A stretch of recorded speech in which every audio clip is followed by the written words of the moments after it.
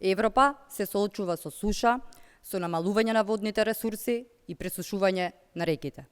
Поради ниските нивоа на реката Дунав, нарушено е производството на струја низ Европа, постои голем ризик за недостаток на струја, што ќе доведе до значително покачување на цените. А Македонија повеќе увезува струја отколку што произведува. Додека во над 50 населени места граѓаните се соочуваат со загадена вода. И во вакви услови Мицковски и ВМРО ОКГ сакаат да ги продадат водата и струјата на граѓаните за интереси на странски дата центри и сопствени тендерски профити.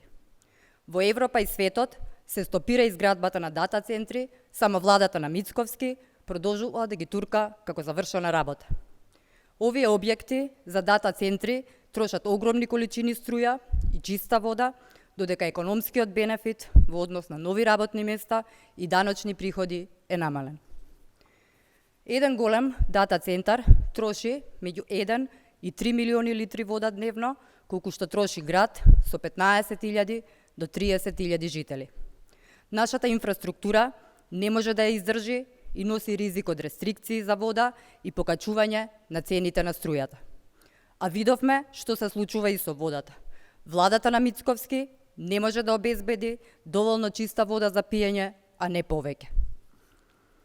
Македонија нема доволно електрична енергија за дата центри и ќе мора да се увезува. И клучното прашање, колку поголем увоз на струја ќе биде потребен, бидејќи крајно, повторно, цената ќе ја платат граѓаните преку повисоки сметки за струја. Која вода ќе се користи?